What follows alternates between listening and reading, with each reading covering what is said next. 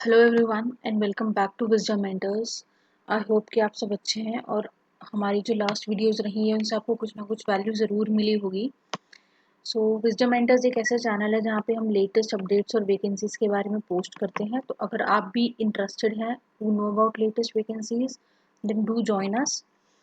आज इस वीडियो में जिस वैकेंसी की हम बात करेंगे वो है हाई कोर्ट ऑफ पटना की तरफ से। तो इसमें काफ़ी सारी वैकेंसीज आई हैं। So let us get started और एक्सप्लोर करते हैं कि क्या वैकेंसीज आई हैं। सो बेसिकली जो दो मेन वैकेंसीज आई हैं हाई कोर्ट ऑफ पटना की तरफ से वो है ट्रांसलेटर्स की और ट्रांसलेटर कम प्रूफ रीडर्स की। ये दो अलग अलग वैकेंसीज हैं। तो इसकी जो बाकी डिटेल्स है वो हम जान लेते हैं। सो बेसिकली जो लास्ट डेट रहने वाली है हमारी एप्लीकेशन की वो है 30th जून, यानी कि बहुत कम दिन बचे हैं। तो एज सुन एज पॉसिबल आप लोग अप्लाई कर दीजिए। और जो पेमेंट है, ऑनलाइन पेमेंट जो आपकी रहेगी फीस की, उसकी जो लास्ट डेट है वो 2 जुलाई है। तो यानी कि जो फॉर्म है वो आपको 30th जून से पहले फिल कर देना है। 30th जून उसकी लास्ट डेट है। और जो ऑनलाइन पेमेंट रहेगी वो आपको 2 जुलाई से पहले कंप्लीट कर देनी है। उसका बाद में एग्ज़ाम होने वाला है, क्या प्रोसेस है वो हम आगे डिस्कस करेंगे वीडियो में। तो अभी हम जान लेते हैं कि दोनों ही वैकेंसी ग्रुप बी की वैकेंसी है। जैसा कि आप पीडीएफ में भी देख सकते हैं, दोनों ही ग्रुप बी की पोस्ट है। और इसमें लेवल 7 का आपका पे स्केल रहने वाला है जो कि 44,900 टू 1,42,400 के बीच में वैरी करेगा। अब हम जान लेते हैं कौन कौन सी रिजर्व कैटेगरीज हैं इसमें। जैसे कि हम देख सकते हैं कि टोटल नंबर ऑफ वैकेंसीज जो हैं वो 60 हैं for the post of translator and 20 vacancies हैं for the post of translator cum proof reader. अब इसमें 26 वैकेंसीज जो हैं वो अनरिजर्व कैटेगरीज की हैं, जिसमें 9 है रिजर्व फॉर वुमेन। यानी कि अनरिजर्व कैटेगरी वालों के लिए 26 पोस्ट है जिसमें कि 9 पोजीशंस है फॉर वुमेन। सिमिलरली इसमें टोटल 8 पोजीशंस है अनरिजर्व कैटेगरी में और इसमें 3 पोजीशंस रिजर्व्ड है फॉर वुमेन। इसी तरीके से बाकी कैटेगरीज का भी आप देख सकते हैं। ईडब्ल्यूएस कैटेगरी में टोटल 6 पोजीशंस है और फीमेल्स के लिए 1 पोजीशन रिजर्व्ड है। और यहाँ पे टोटल 2 पोजीशन है जिसमें फीमेल्स के लिए 1 भी पोजीशन रिजर्व नहीं है। ऐसे ही शेड्यूल कास्ट के लिए टोटल 9 वैकेंसीज हैं जिसमें 3 वैकेंसीज रिजर्व्ड हैं। और यहाँ पे टोटल 3 वैकेंसीज है जिसमें 1 वैकेंसी रिजर्व्ड है। इसी तरीके से आप चेक कर सकते हैं एसटी के लिए और बाकी जो बैकवर्ड क्लासेस हैं बीसी के लिए जो सीट रिजर्व रहती हैं उनके लिए भी डिस्ट्रीब्यूशन यहाँ पे डिस्प्लेड है। तो इन शॉर्ट टोटल वैकेंसीज हमारी ट्रांसलेटर के लिए 60 हैं और प्रूफ रीडर के लिए हमारी 20 वैकेंसीज हैं।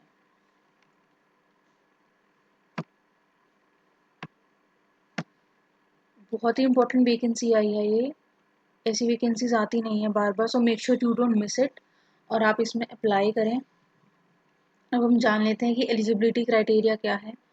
दोनों ही पोजीशंस के लिए ये है कि आप एक इंडियन सिटीजन होना आपका ज़रूरी है, या फिर अगर आप एक तिब्बतन रेफ्यूजी हैं तो आप 1972 से पहले आपने माइग्रेट कर लिया होगा इंडिया में, या फिर आप इन कंट्रीज में से किसी के रेजिडेंट हैं। Pakistan, Burma, Sri Lanka, east African countries जैसे कि तंजानिया एंड जाम्बिया।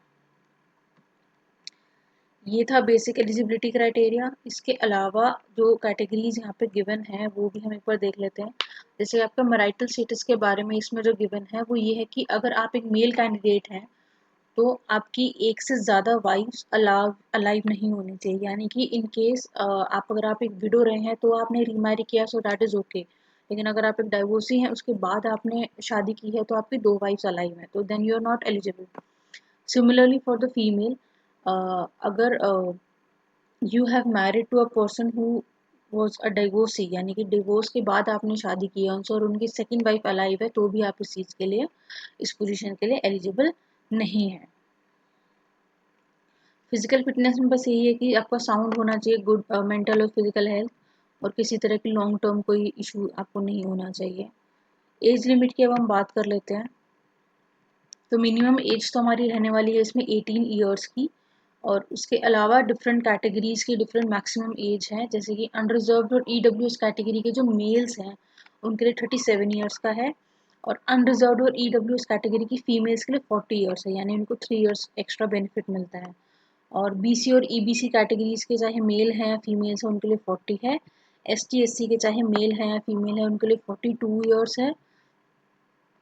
और अगर आप लोकोमोटर डिसेबिलिटी वाली कैटेगरीज में आते हैं तो आपके लिए 47 ईयर्स का जो है एक्सटेंशन है। आपको 47 ईयर्स की एज तक आप इसमें अप्लाई कर सकते हैं।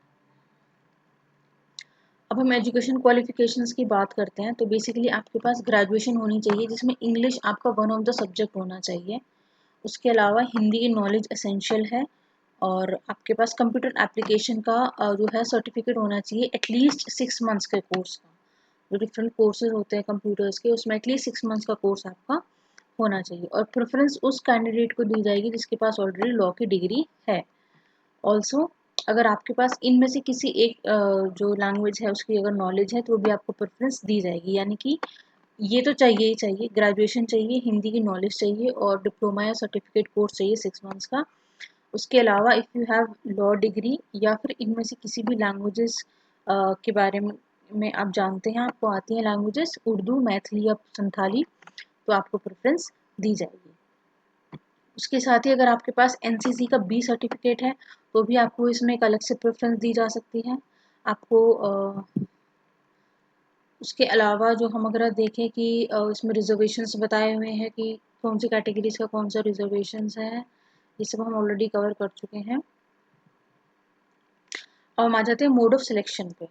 मोड ऑफ सिलेक्शन का इसमें 3 स्टेप्स होने वाले हैं बेसिकली। जैसे कि पहला होगा आपका रिटन टेस्ट और उसके बाद आपका कंप्यूटर प्रोफिशिएंसी, क्योंकि कंप्यूटर इसमें मैंडेटरी है आना, इसीलिए आपको अलग से डिप्लोमा भी मांगा हुआ है जिसमें आपकी जो मिनिमम स्पीड है वो 20 वर्ड्स पर मिनट की होनी चाहिए इन हिंदी।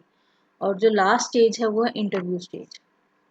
इसका डिस्ट्रीब्यूशन कैसे होगा कि जो आपका रिटन टेस्ट है उसमें आपको 40% मार्क्स लगेंगे, कंप्यूटर प्रोफिशिएंसी के 40% लगेंगे और इंटरव्यू के आपके 30% मार्क्स लगेंगे। उसके बाद हम बात करते हैं एग्जामिनेशन फ़ी की।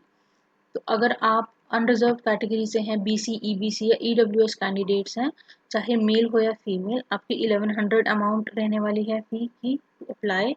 और ST SC और ऑर्थोपेडिकली हैंडीकैप कैंडिडेट्स हैं अगर आप, तो आपकी 550 एप्लीकेशन फ़ी रहने वाली है। और ये पेमेंट जो है ऑनलाइन मोड से ही होगी, कोई ऑफलाइन आपको पोस्ट करने की ज़रूरत नहीं है, ऑनलाइन मोड से ही आपकी इसमें पेमेंट रहने वाली है।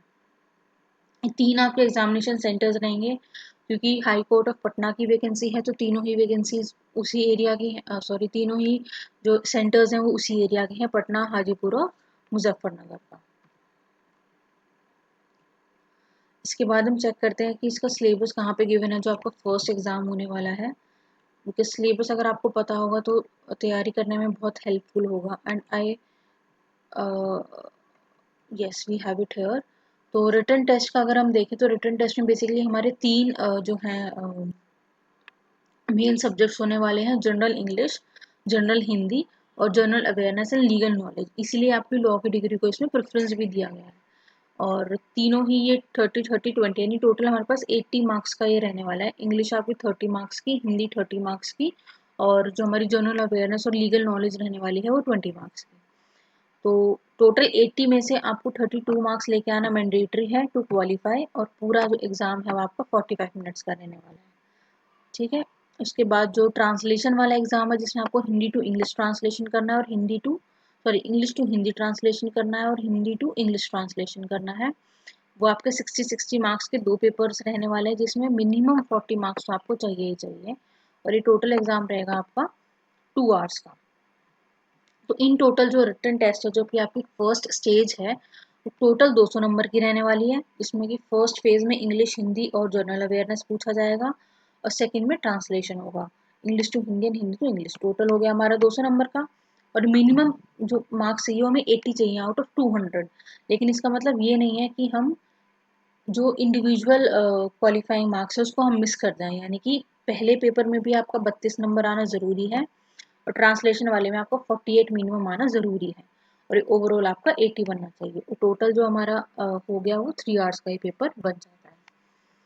उसके बाद हमने पहले ही पढ़ा था कि कंप्यूटर टाइपिंग टेस्ट में हमें 20 वर्ड्स पर मिनट की स्पीड चाहिए, जो कि हमारा 5 नंबर का टेस्ट होने वाला है और 5 में से आपको जितने आएंगे उस हिसाब से वो आपको रैंकिंग मिलेगी। उसके अलावा वर्ड प्रोसेसिंग टेस्ट होगा MS वर्ड में और स्प्रेडशीट जो हमारी एमएस एक्सेल में यूज होती है उसका आपका टेस्ट होगा, वो भी 10 मार्क्स का। और इंटरनेट आप कितने एफिशिएंटली यूज़ कर सकते हैं उसका आपका पेपर होगा 5 मार्क्स का। टोटल आपके 30 मार्क्स बन जाते हैं फॉर कंप्यूटर प्रोफिशिएंसी। और इसमें आपको मिनिमम 12 नंबर लेके आने ज़रूरी हैं, और इस पूरे ही प्रोसेस के लिए आपको सिर्फ हाफ एन आवर अलॉट किया जाएगा। उसके बाद आती है हमारे इंटरव्यू स्टेज। इंटरव्यू में जैसे कि हमने पढ़ा था कि उर्दू, मैथिली, संथाली वाले कैंडिडेट्स को प्रेफरेंस दी जाएगी।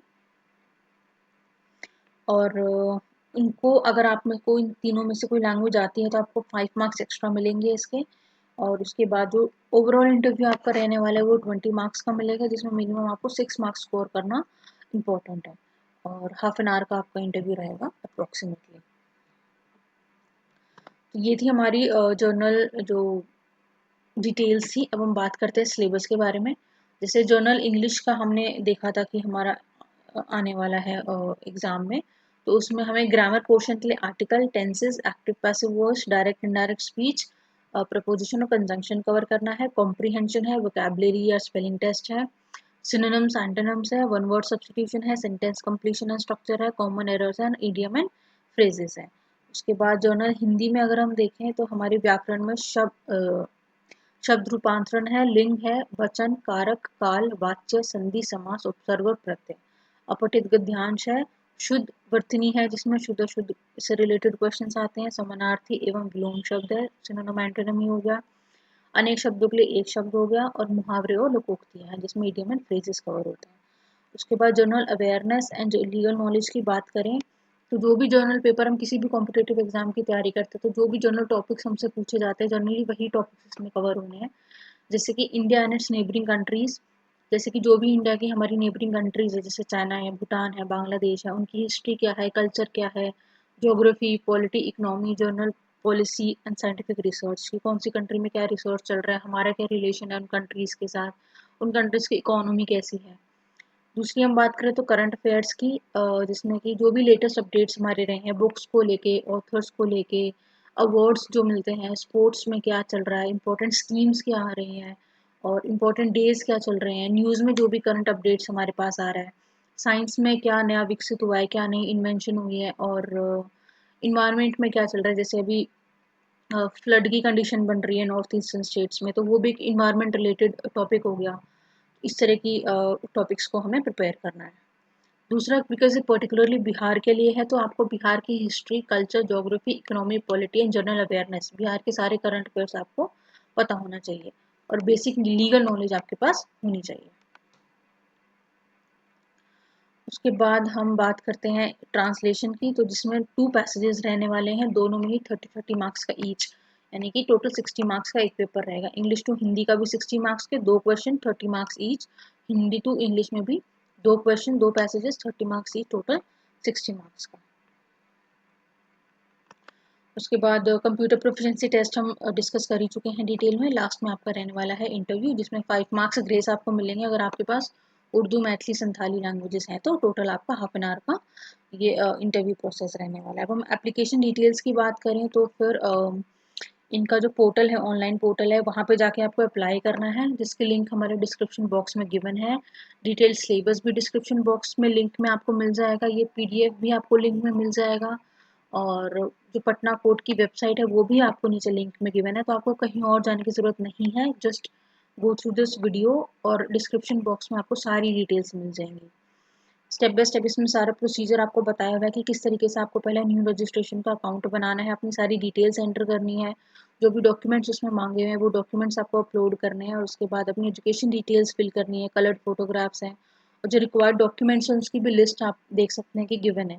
आपका फोटोग्राफ और 10th की मार्कशीट, सर्टिफिकेट, ग्रेजुएशन की मार्कशीट और सर्टिफिकेट, वैलिड आईडी प्रूफ होना चाहिए, और जो कंप्यूटर एप्लीकेशन का आपने कोर्स किया है उसका प्रूफ होना चाहिए, आपका डोमिसाइल कि आप बिहार से ही हैं या नहीं है, आपके पास caste and non creamy layer का सर्टिफिकेट है तो वो आपको अपलोड करना है, और आप ओएच कैटेगरी से हैं तो आपको अपना डिसेबिलिटी सर्टिफिकेट अपलोड करना है।